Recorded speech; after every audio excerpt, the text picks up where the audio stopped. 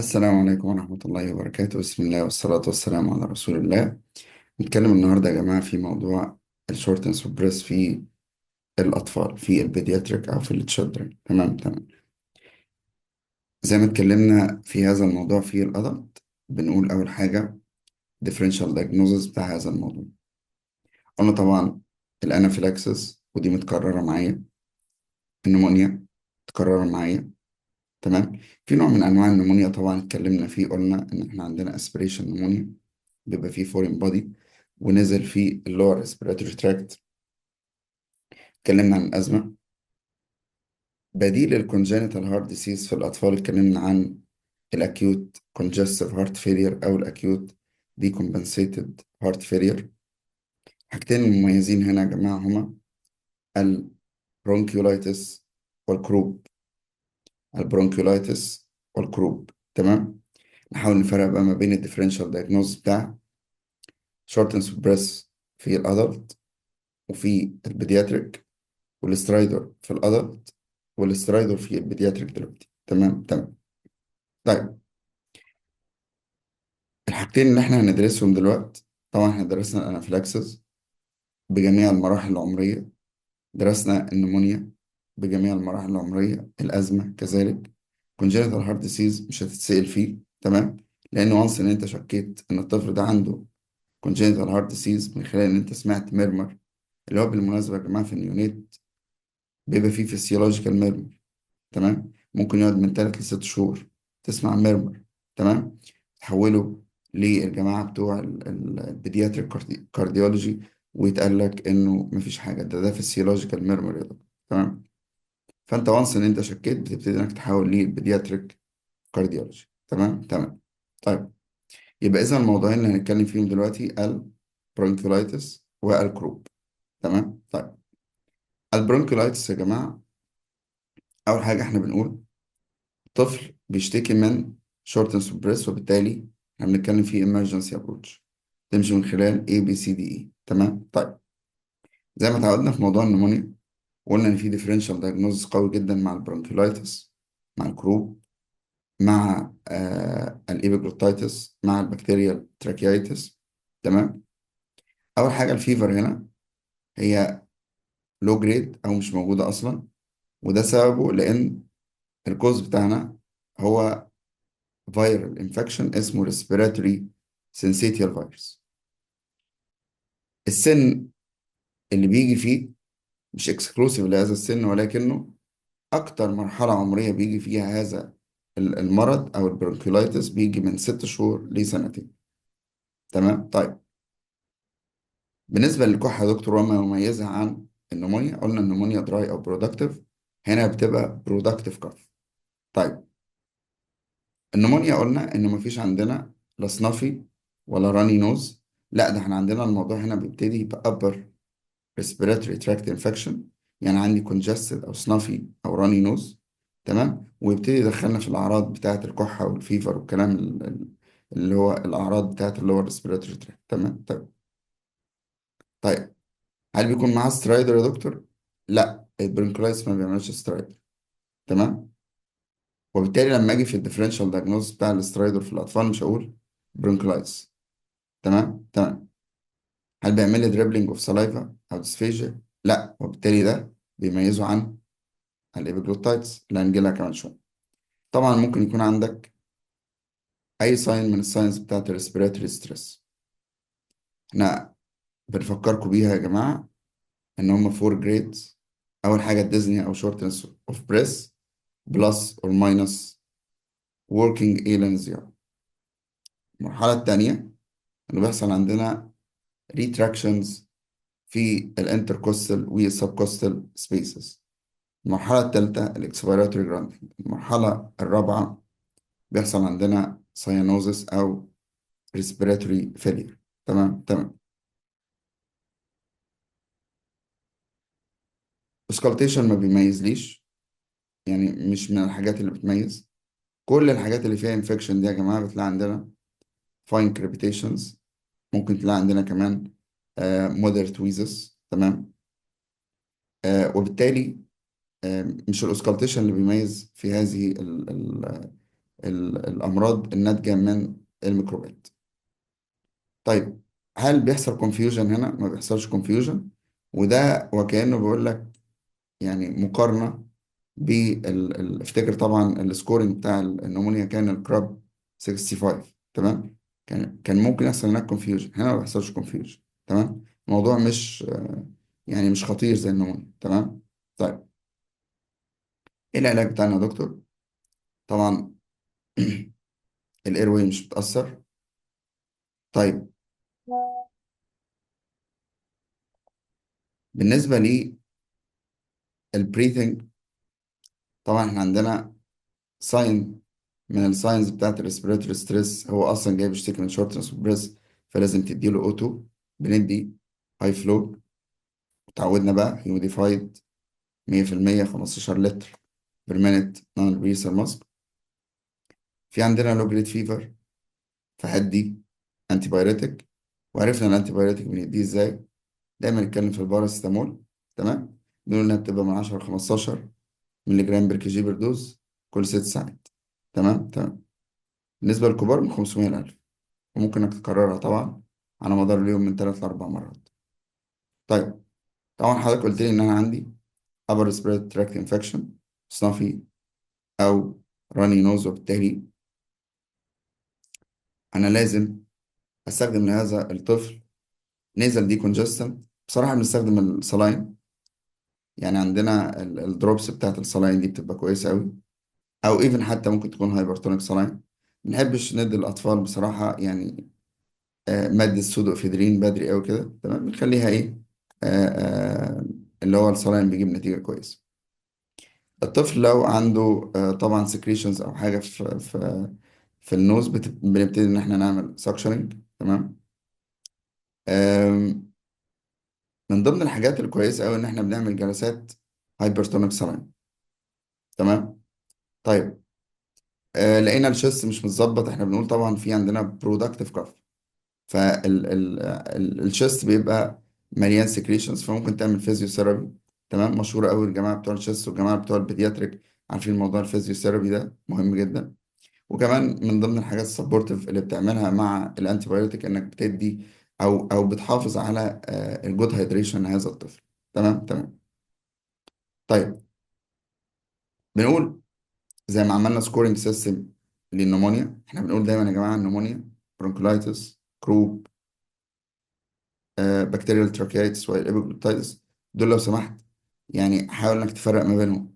حاول انك تفرق ما بينهم. زائد انا عاوز اقول لحضرتك حاجه، ان الكروب والبرونكولايتس يعني ريرلي قوي، مش ريرلي ده، احنا بنقول ان هم ممكن ما يجوش اصلا الكبار. تمام. ف ف يعني شويه حاجات كده هتقدر تميز بيها الحاله بتاعتك ان شاء الله في الامتحان. تمام تمام. طيب، لو الحاله مايلد، ما عندناش سكورنج سيستم، بس بنقول لو الحاله مايلد هتعالج في البيت. لو الحاله سيفير وحاسس ان احنا داخلين في يعني سيفير ريسبيراتوري ستريس جريد 3 او جريد 4، ابتدي انك يعني اعمل ادميشن وعالج هذا الطفل معاك. تمام تمام. يبقى ده اول موضوع. الموضوع التاني يا جماعه هو موضوع الكروب، موضوع مهم جدا بيصير كتير جدا في الامتحان. الكروب الاسم التاني ليه اسمه اكيوت لارنجيو تراكيو برونكايتس. خدناها من لارنكس، تراكية، والبرونكاي. قلنا ان البرونكيولايتس من 6 شهور الى سنتين، الكروب بيبقى من 3 شهور الى 3 سنين. تمام. هو مش حصري لهذا السن، ولكن ده اكتر سن بنشوفه في السن ده. تمام تمام. ايه السبب يا دكتور؟ فيرال انفكشن اسمه باراميكزوما فيروس او بارا انفلونزا فيروس. وبالتالي هذا الطفل الجنرال كونديشن بتاعته ما بتكونش سيئة زي البكتيريال انفكشن، فاحنا ممكن نقول ان هو نون توكسيك. اهم ما يميز هذا الموضوع الفيفر، بلو جريد فيفر، الكحة. في كحة هنا يا دكتور، هل انا غرض ان انا اتكلم هي دراي او برودكتيف؟ لا، بيبقى عندنا حاجة اسمها باركينج، وده ما يميزها بصراحة. باركينج، او ممكن يقول لك في الحالة هارشي كف. تمام. طب هل ده اكسكلوسيف للكروب يا دكتور؟ لا. لما نيجي الحالة بعد كده اسمها البكتيريال تراكيايتس، هتلاقي إن فيها باركينج او هارشي كف. هتميز ازاي؟ ها؟ اول حاجه بص على الفيفر، هنا لو جريد فيفر وهناك هاي جريد فيفر، وشويه حاجات تانية هنقولها بعد كده. تمام. طيب الكروب ممكن يعمل سترايدر وممكن ما يعملش، بكتيريال تراكيتس يعمل سترايدر. تمام. فاحنا بنقول بلس اور ماينس. ولما تلاقي حاله طفل عنده سترايدر، لو سمحت اعمل نيك اكس راي، صور النك بالاكس راي انتيرو لاترال فيو. هنستفيد بيهم دلوقتي، هيشخصوا لك، يدوك ساينز معينه او يدوك علامات معينه تقدر تشخص بيها. اه تمام تمام. طيب هل في دريبلينج اوف سلايفا او ديسفيجيا؟ ده كله انا عاوز برضو استبعد بقيه الديفرنشال دايجنوز اللي انا حاطه في دماغي. ده مش ابيجلوتايتس، مفيش سكالتيشن كالمعتاد، نقص في الاير انتري، مفيش حاجه سبيسيفيك. ممكن تلاقي عندنا شويه برضه فاين كراكلز، شويه ويزس، وممكن ما تلاقيش اصلا. تمام، مش ده اللي هيميز لي يعني. عندنا طبعا درجه من درجات الريسبيراتوري ستريس. يبقى اذا اللي انا بتكلم فيه هنا الفيفر والكف والاسترايدر ممكن يكون موجود او مش موجود. طيب انت قلت لي يا دكتور في نص الكلام كده، قلت لي ان انا لو لقيت سترايدر بروح اعمل نيك اكس راي. ده صحيح. في الانتيريور فيو في الكروب، الانتيريور فيو في الكروب بنقول الكروب اكيوت لارينجيو تراكيو برونكايتس. في الانتيرو فيو بنلاقي عندنا حاجه اسمها سب جلوتيك تراكيال نيرف، تحت الفوكال كورد يا جماعه، تحت المستوى بتاع الفوكال كورد. تمام. بنلاقي ان احنا عندنا دي في الكولم بتاع الهواء نفسه. الكولم بتاع الهواء ده بيظهر على انه في هيئه في الاشعه لون اسود. تمام. اللون الاسود ده بتلاقيه عامل كده، يعني بتلاقي واخد الشكل ده كده. تمام. وبدل ما هو ال الهواء المفروض انه في كولم ماشي بسيمترية من فوق لتحت، لا بتلاقيه في عندنا سب جلوتيك نارون بهذا الشكل. تمام، بيضيق وبعدين بيبتدي يوسع معانا. تمام تمام. ده اللي بيسموه الاستيبل ساين. طيب تشخيص الكروب يا دكتور بيكون عن طريق النيك اكس راي، مينلي كلينيكال، باركنج كاف، لو جريد فيفر، بلس اور ماينس سترايد. تمام. طيب هتحتاج النيك اكس راي، ما انت لو لقيت الكلام ده هتطلب نيك اكس راي. تمام، استني الستيبل ساين ما لقيتهاش، هل ده السبب يعني ده كروب؟ لا طبعا. تمام. قررت انك تعالج الكروب، يبقى مهم جدا ان انت تعمل سكورينج سيستم. احنا عملنا طبعا سكورينج فين؟ في النمونيا. بنعمل سكورينج سيستم في الكروب. السكورينج سيستم بتاع الكروب اللي هو الويست سكورينج سيستم مهم جدا، وبيتسأل اسئله دايركت كده في الامتحان، قول لي السكورينج سيستم بتاع الكروب. ولو سألت في الكروب مش هينفع ما تسألش في السكورينج سيستم بأمانة. تمام.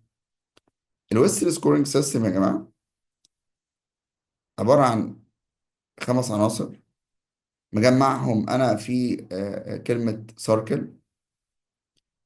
اجمالي النقط بتاعتهم 17 نقطة. تمام، حسب السكور بقى بتاعي. بيسموها الويستر سكورنج سيستم او الكروب سكورنج سيستم. اول حاجة الساركل، الاس سترايدر، الاي الاير انتري، الار الريتراكشنز بتاعت الانتركوستال والسبكوستال سبيسز، والساينوزس، والليفل اوف كونشسنس. السترايدر طبعا كلهم فيهم زيرو، ممكن ما تلاقيش الكلام ده، يعني ممكن تلاقي الحاجات دي كلها نورمال، يعني ما تلاقيش سترايد، الارينتري نورمال، مفيش ريتراكشن، مفيش ساينوزس، ليفل اوف كونشس نورمال، فده زيرو. تمام. طيب بنبتدي ان احنا اول حاجه السترايدر 0 1 2، الاير انتري 0 1 2، ريتراكشن 0 1 2 3، ساينوزس 0 4 5، ليفل اوف كونشسنس 0 5. هطلع 0 1 2 0 1 2 0 1 2 3 0 4 5 0 5. تمام تمام. طيب الهدف من القصه دي ان احنا نسهل عليكم السكورنج سيستم. طيب 0 نون، 1 with agitation، يعني سترايدر بيحصل مع agitation. هنا لا، سترايدر مش بيحصل مع agitation، بيحصل اثناء العصبيه او المجهود. السترايدر بيحصل at rest. الاير انتري نورمال، زيرو، واحد decrease air entry، اتنين markedly decrease. retraction زيرو، اللي هو مفيش عندنا retraction. mild moderate severe واحد اتنين تلاتة. ساينوزس بتتشابه مع السترايدر اس وسي في ان احنا عندنا none with agitation at rest. level of consciousness يا اما انت normal يا اما انت disoriented. تمام، هيحفظ هذا السكورنج سيستم. نطلع من هذا السكورنج سيستم. انت كام من 17؟ 0 1 2 فانت مايلد، من 3 ل 7 فانت مودريت، 8 ل 11 فانت سيفير، واكتر من 12 impending respiratory failure. تمام تمام. تفتكروا يا جماعة ان احنا خدنا كلاسيفيكيشن كان فيه مايلد مودريت سيفير وكان معاه حاجة رابعة اللي هو بتاع الاكيوت اتاك بتاع الازمة، ان احنا عندنا مايلد مودريت سيفير ونير فيتال. هنا بنقول مايلد مودريت سيفير وامبندنج ريسبيراتوري فيلر. تمام تمام. مايلد مودريت مهم جدا بقى. السكورنج سيستم ده هيفرق معاك فعلا في عمليه المانجمنت. مش هتقدر تتكلم في المانجمنت غير لما تعرف السكورنج سيستم. مايلد مودريت ده اوت بيشنت، تمام، وبعد كده بتكمل معانا في البيت. سيفير انبيشنت امبندنج ريسبيراتوري فيلير، طبعا هو هيبقى ادميشن ويحتاج اي سي يو ويحتاج انتيوبيشن. تمام تمام. طيب لو مايلد مودريت، العلاج بتاعنا سبورتيف، جود هيدريشن، انتي بايوتيك، والاكسجين. ايه السبيسيفيك في الموضوع؟ بتدي كورتيزون. تدي ايه؟ كورتيزون. كورتيزون يا جماعه بنديه اورال. اورال كورتيزون. تمام. طب الطفل يا دكتور بيرجع، اديهوله نبيولايزد. اديهوله نبيولايزد. ماده البوديزونايد تتاخد في نبيولايزر او بتتاخد في انهيلر. يعني دايما تلاقي بخاخات الكورتيزون تلاقي فيها ماده البوديزونايد. تمام. وكذلك يبقى ماده الاستنشاق نفسها بتاعت الكورتيزون يا جماعه تبقى الايه؟ البوديزونايد. طبعا في مواد تانية طبعا، بس احنا بنتكلم دي اشهر حاجه. طب ايه الاورال اللي انا ممكن اخده ككورتيزون؟ اشهر حاجه طبعا اتكلمنا فيها البريدنيزولون، طفل 1 مللي جرام بير كي جي، اورال سسبنشن.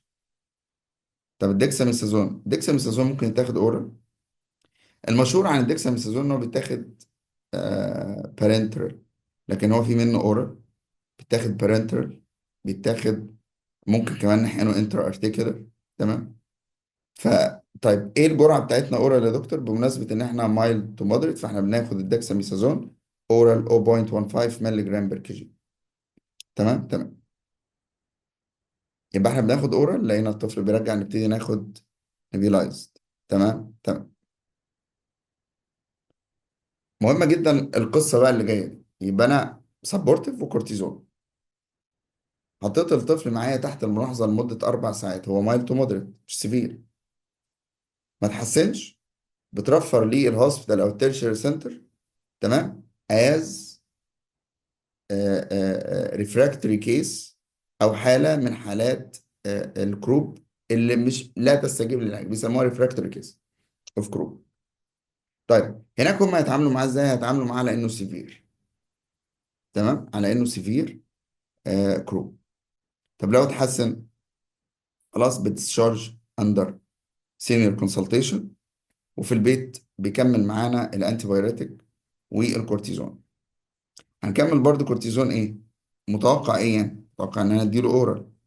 هندي الدexamethasone، هنديها له برضو بنفس الجرعة كل 6 ساعات. يعني بندي نفس هذه الجرعة كل 6 ساعات. تمام تمام. طيب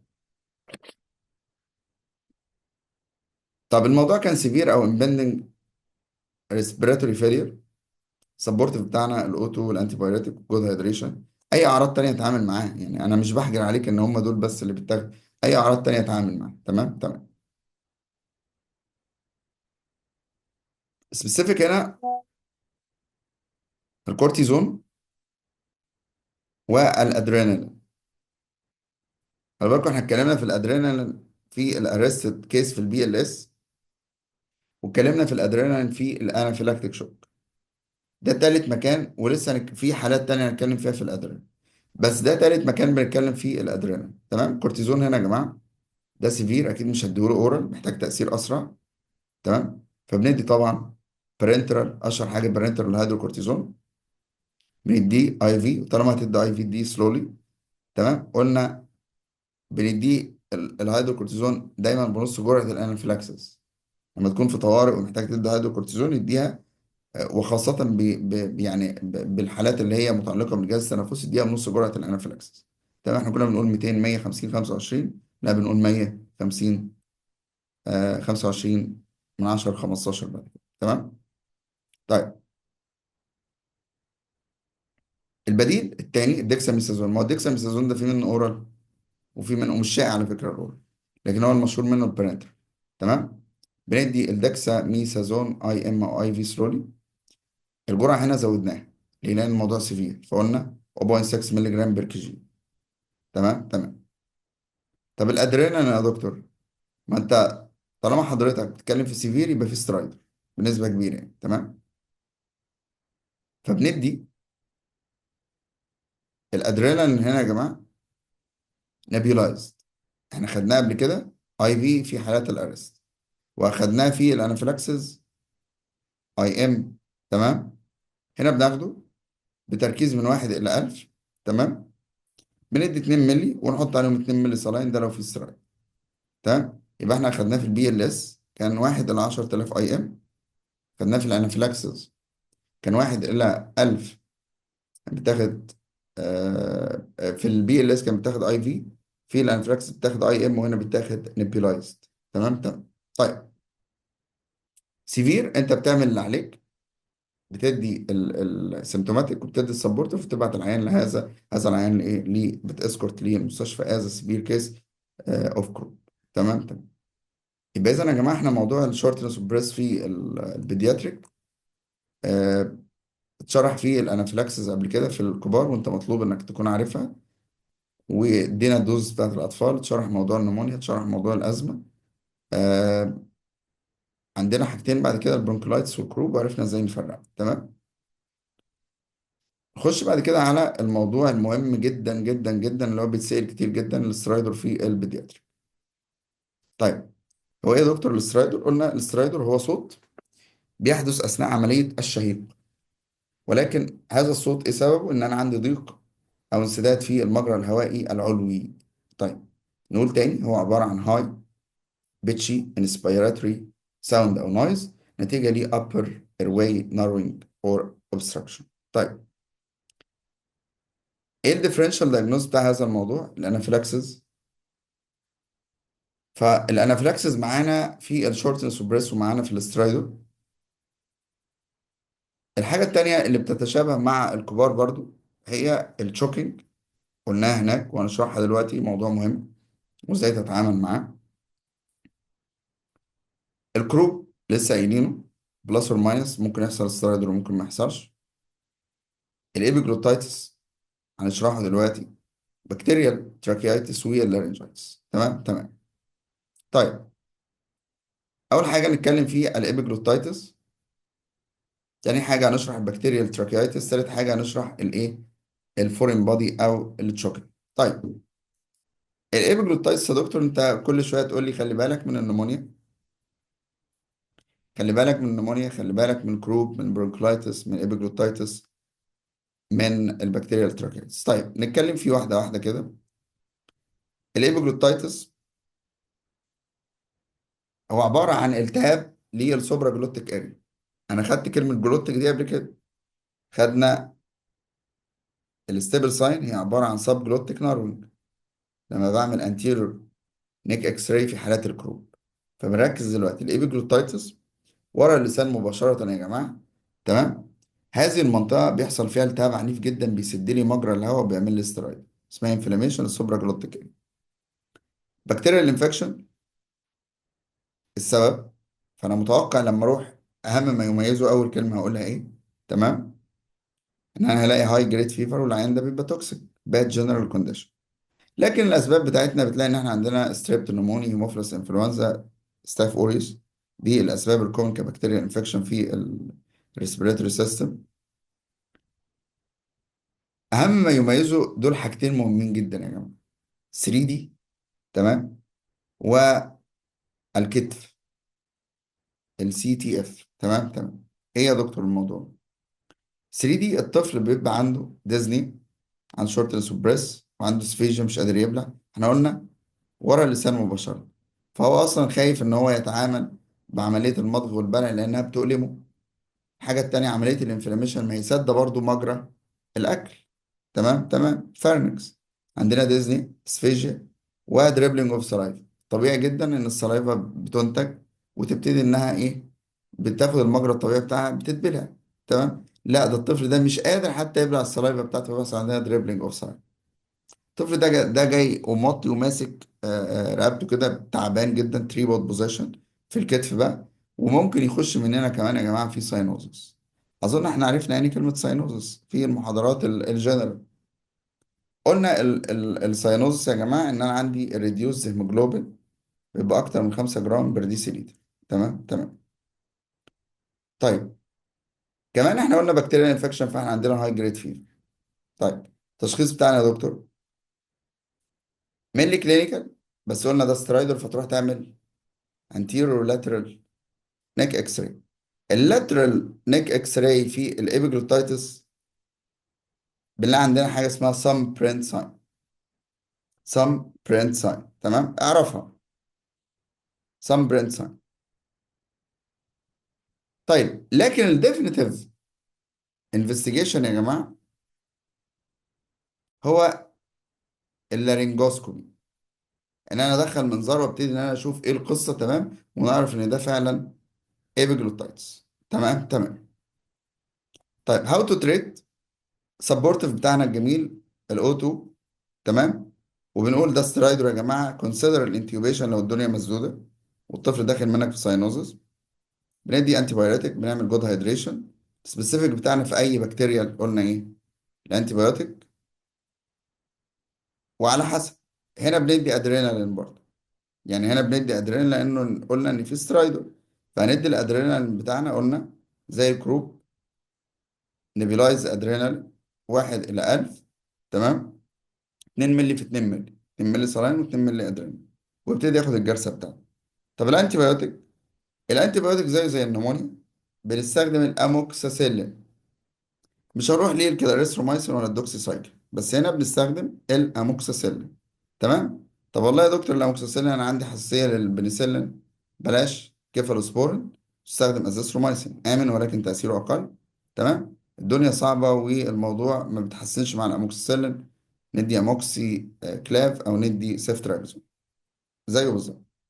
لكن هنا في اضافه بسيطه، لو لقيت عندنا الميرسا اللي هي ميسيسيلين ريزيستنت ستاف اوريوس، لو سمحت ادي فانكومايسين. الفانكومايسين بيتاخد اي في يا جماعه، الجرعه الواحده 15 مللي جرام بر كي جي. 15 مللي جرام بر كي جي، بناخد جرعتين في اليوم. تمام تمام.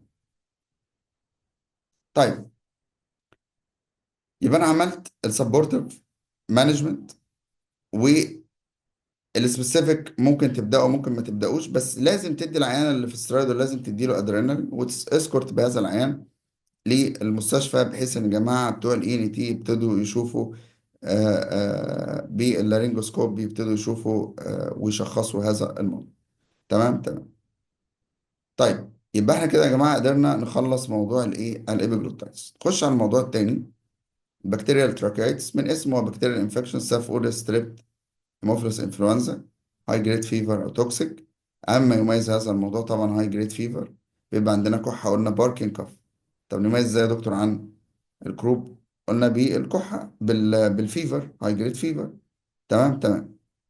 الحاجة التانية يا جماعة، كحة هنا بتبقى باركينج، بس بيبقى في عندنا برودكتيف كف. برودكتيف كف. تمام. وسكريشنز عنيفة، كوبيوس ميوكو بيرلنت سكريشن. تمام تمام.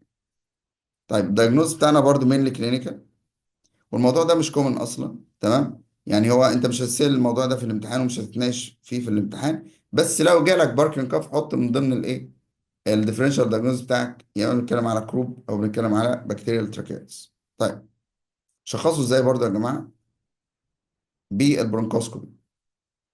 تمام. طب ايه المفروض ان احنا يعني بنشوفه او بنلاقيه؟ بنلاقي ان احنا طبعا عندنا سكريشنز كتيره جدا سدالي مجرى الهواء.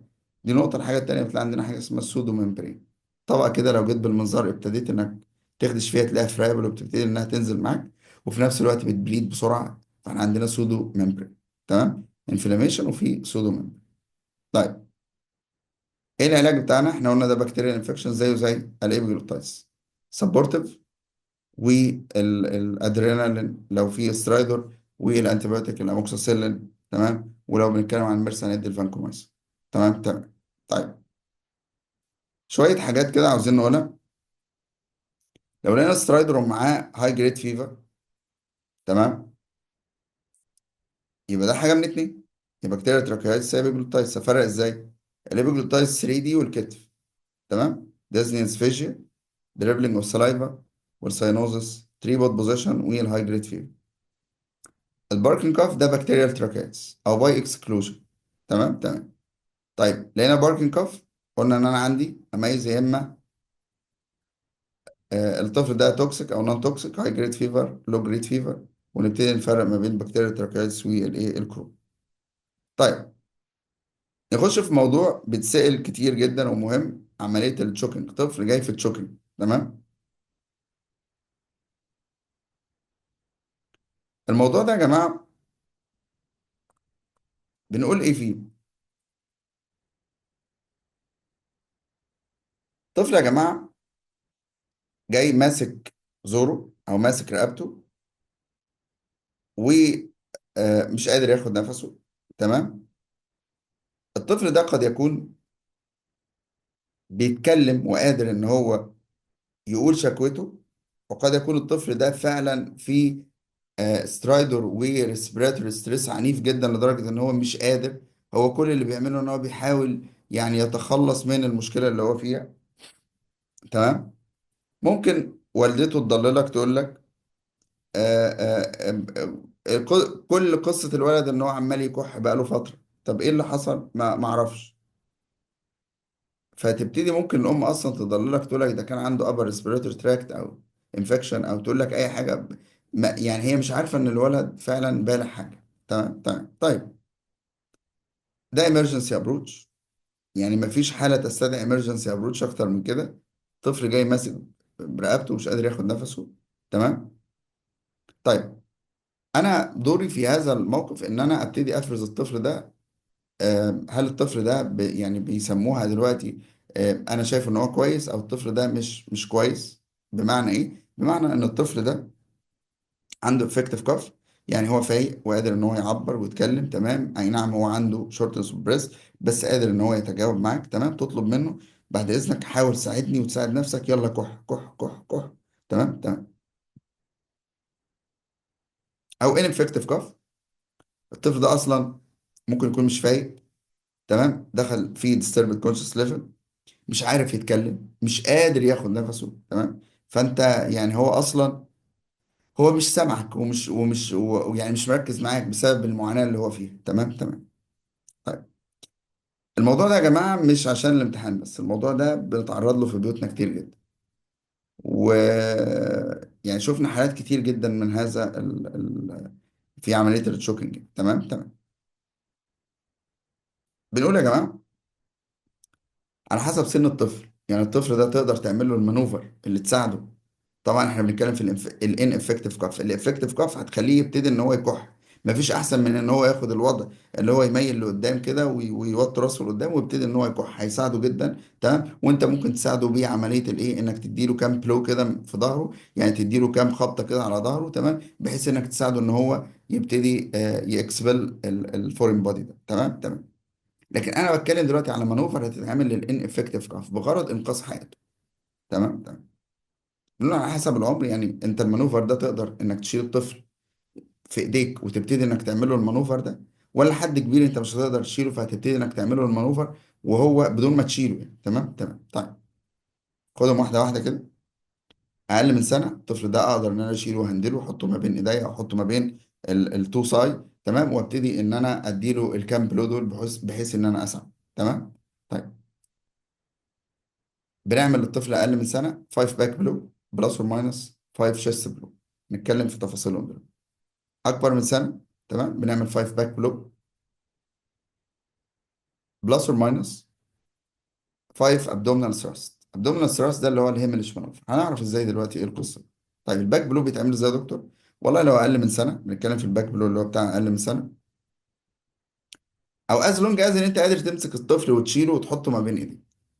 الطفل يا جماعه، الباك بلو، انا عشان ادي الطفل كام خبطه على ظهره، الطفل ده لازم يكون في البروم بوزيشن على ايدي، تمام، او ما بين التو سايز بتوعي، تمام، وراسه طبعا لتحت، عشان ابتدي يعني بحكم الجاذبيه ان الحاجه دي مع البلو مع الجاذبيه تبتدي انها تنزل لتحت، تمام.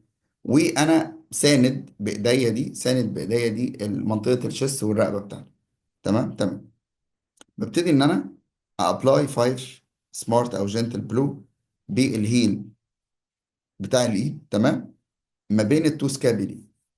تاني، يبقى انا دلوقتي لقيت الطفل شرقان مش قادر ياخد نفسه، بتروح ماسك الطفل مره واحده، مميل طبعا في البروم بوزيشن، مميل راسه لتحت، وبتبتدي انك ايه، يعني تابلاي الفايف باك بلو، 5 باك بلو.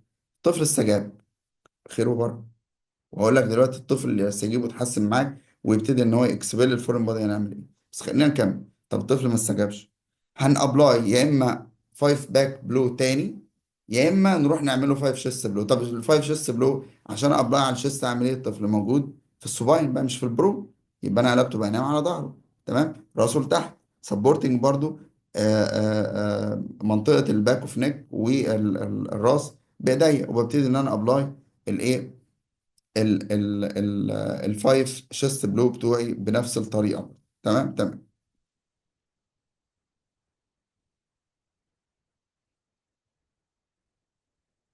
طيب بالنسبة لأكبر من سنة، الطفل أكبر من سنة لو قادر تشيل وتعمل معاه الاتنين دول مفيش مشكلة.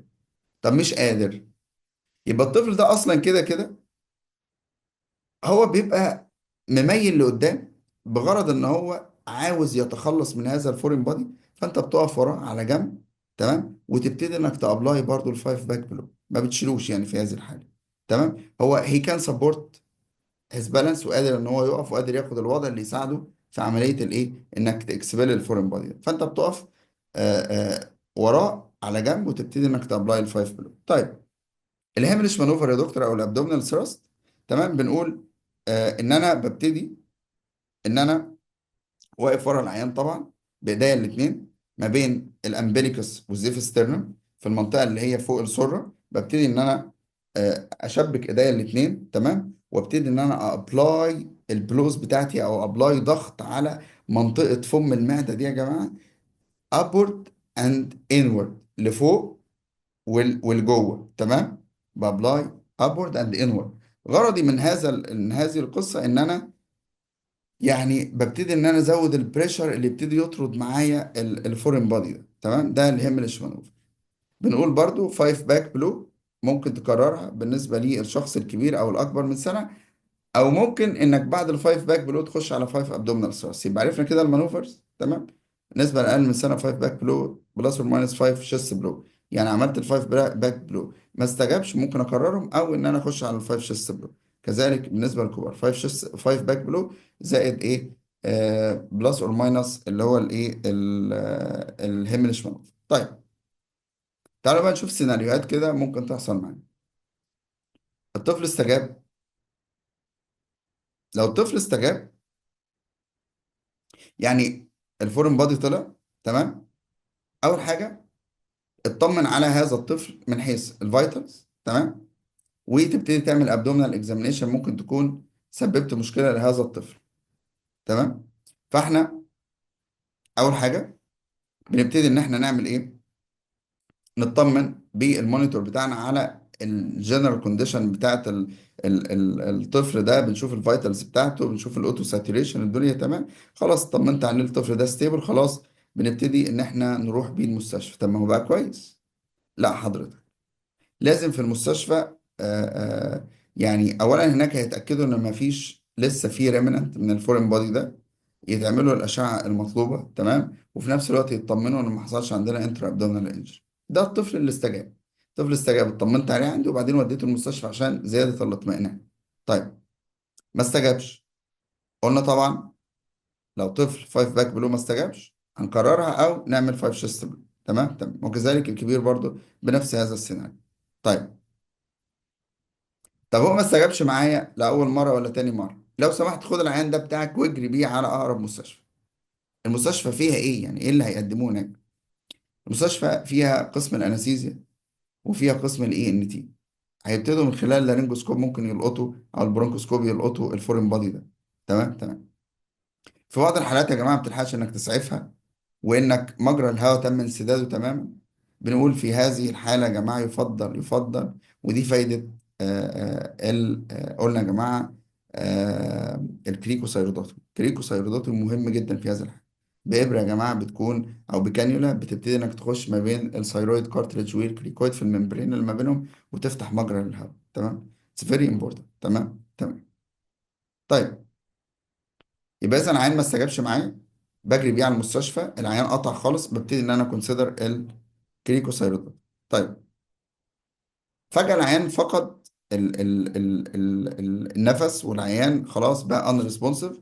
في هذه الحالة طبعا احنا متعودين في محاضرة البي ال اس بنعمل ايه؟ اتأكد ان العيان مرمي منك في مكان آمن، فيريفاي البيشنت سيفتي رقم واحد. طب وانا اتأكد لو سمحت. تمام تمام. تقدر تشوف هل العيان ده فعلا يعني، هل مثلا دخل مننا في سينكوبال اتاك ولا لا. بتشيك برضه فور البيشنت ريسبونس. تبتدي انك تقول فور هيلب. انت مش هتقدر تمانج الطفل ده لوحدك. تمام. واحنا قلنا ببتدي انا بعمل الكول فور هيلب وابتدي المانجمنت بتاعي فورا، وانا لوحدي وانا لوحدي. تمام. طب هبتدي مثلا هنا بالشيست كومبريشن. قلنا لا، عندنا كام حاله يا جماعه بنبتدي فيهم بالايه؟ بالارتفيشال بريسنج. تمام تمام. بس قال لك لو سمحت في اكسبشن بسيطين قبل ما تعمل ارتفيشال بريسنج. هو خلاص لا يستجيب، دخل صباع وحاول انك تلاقي اي فورم بادي تلقطه بصباعك. يمكن تفك المشكله دي كلها بمجرد انك تعمل حاجه اسمها سنجل فينجر سويب. يبقى قبل ما ابتدي الايه الارتفيشال بريس، لان الارتفيشال بريس انت بتنقل له هواء. كلام كويس قوي، بس الهواء ده اصلا هو مجرى الهواء مسدود. تمام تمام. والله طلع معايا الفورين بادي، خلاص بدي 5 ريسكيو بريسز والعيان بيفوق بيبقى زي الفل. طب لو ما طلعش معايا خلاص بكمل معاه البي ال اس عادي. آه كحالة ارستد، بس بنبتدي بيه الفايف بالارتفيشال بريسنج اللي هو الفايف ريسكيو بريسز. تمام تمام. ولو سمحت كونسيدر الكريك وسيرودوتوم عشان تفتح مجرى هواء لهذا الطفل او هذا الشخص. يبقى احنا عشان افتح هذا المجرى يا اما من خلال سنجل فينجر سويب او من خلال الكريك وسيرودوتوم. تمام. وابتدي اشتغل بقى لو ده ارستد، تشتغل البي ال اس عادي، بس تبتدي بالارتفيشال بريسنج اللي هي الفايف ريسكيو بريسز. تمام يا جماعه تمام. بكده يا جماعه نكون وصلنا لنهايه محاضرتنا. الحمد لله، محاضره الشورتنس بريس والسترايدر في الاطفال محاضره مهمه جدا جدا جدا، وبتتكرر في كل امتحان. تمام. فاحنا يا ريت نلتزم ان شاء الله بكل معلومه في الجزء اللي احنا قلناه ده. تمام. إلى اللقاء في المحاضرة القادمة إن شاء الله، والسلام عليكم ورحمة الله وبركاته.